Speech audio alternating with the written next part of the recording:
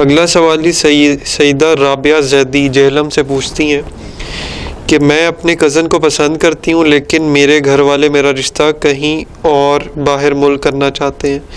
میرے کزن مجھے court marriage کے لیے کہہ رہے ہیں، تو کیا یہ ٹھیک ہے؟ جی یہ بھی ایک بڑا ہمارا معاشرے کا بہت بڑا المیہ ہے کہ بچے جب بڑے ہو جاتے ہیں تو ایک ماحول اتنا آزاد ہو چکا ہے کہ بچوں کی جب پسند ناپسند سامنے آتی تو والدین جو ہے وہ مزاج میں ان کے، یہ ہمارا چونکہ ایک مشرقی ماحول ہے تو والدین کا وہی پرانا مزاج ہے کہ جو ہم کہیں گے وہی مانا جائے گا.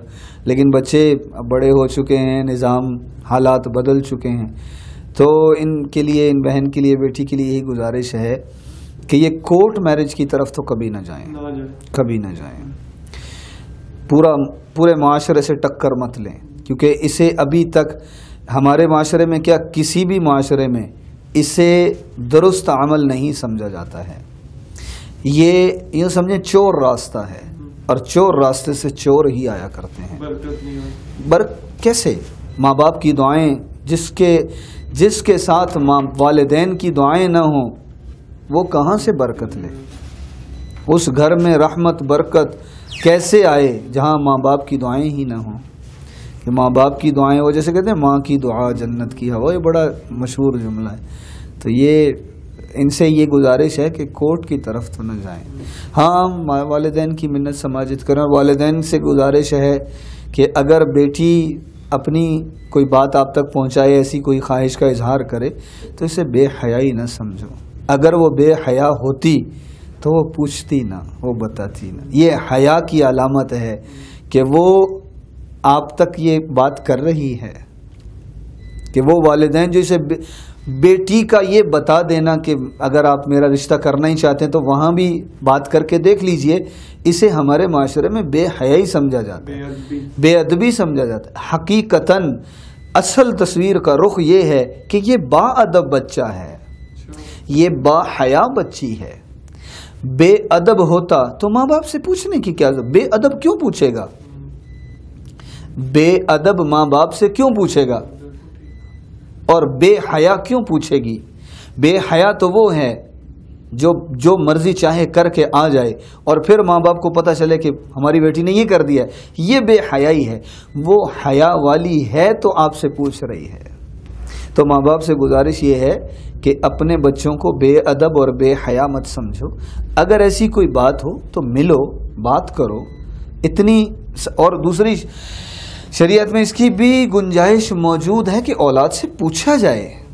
رسول کریم صلی اللہ علیہ وسلم نے حضرت فاطمہ رضی اللہ عنہا کو یہ بتایا تھا کہ حضرت علی رضی اللہ عنہ کا رشتہ آیا ہے، وہ رشتہ لے کر آئے ہیں.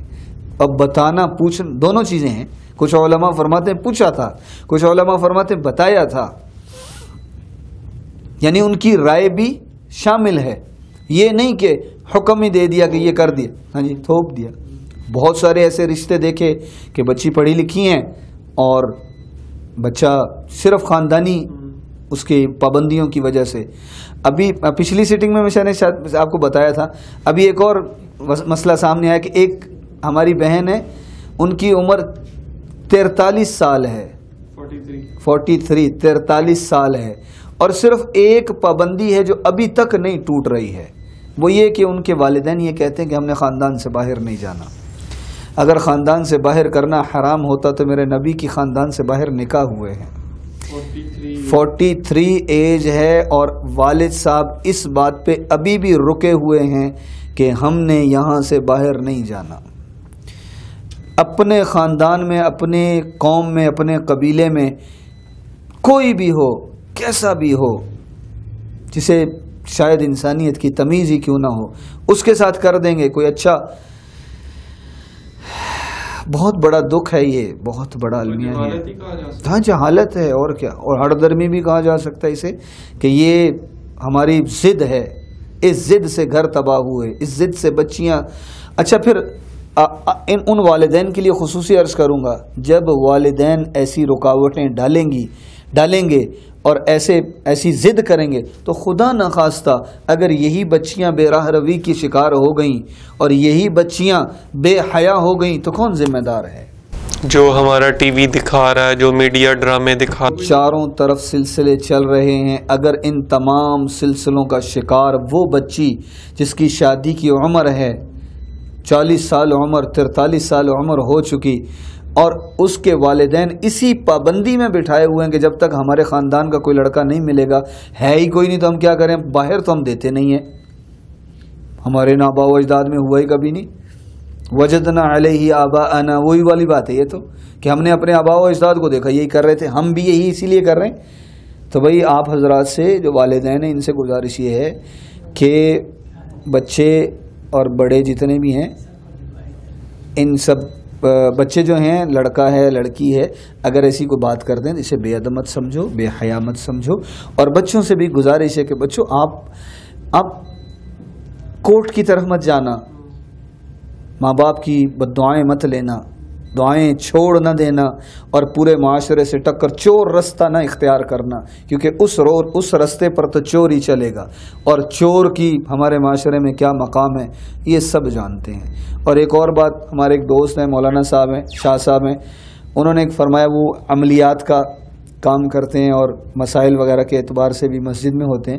تو انہوں نے فرمایا کہ میرے سامنے آج تک جتنے مسائل آئے ہیں ان میں سے آپ یوں سمجھیں کہ 99% وہ مسائل تھے جنہوں نے اپنی مرضی سے والدین کو ناراض کر کے شادیاں کی، بعد میں ٹوٹ گئی، لڑائیاں جھگڑے، سپورٹ نہیں ہے، دونوں طرف سے کوئی سپورٹ نہیں ہے، کوئی ساتھ دینے کو تیار نہیں، کوئی نقصان میں کسی قسم کے حالات میں والدین کو تو ناراض کیا، نافرمانی کی ہے، اب دونوں طرف سے کوئی ساتھ دینے کو تیار نہیں ہے کہ منمانی کی ہے، ضد پر آ کے تم نے یہ کیا ہے.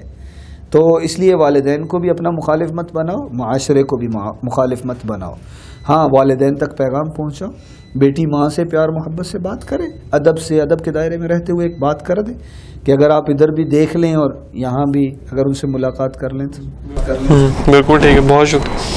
أنا العبد الذي كسب الذنوب وصدته الأماني أن يتوب.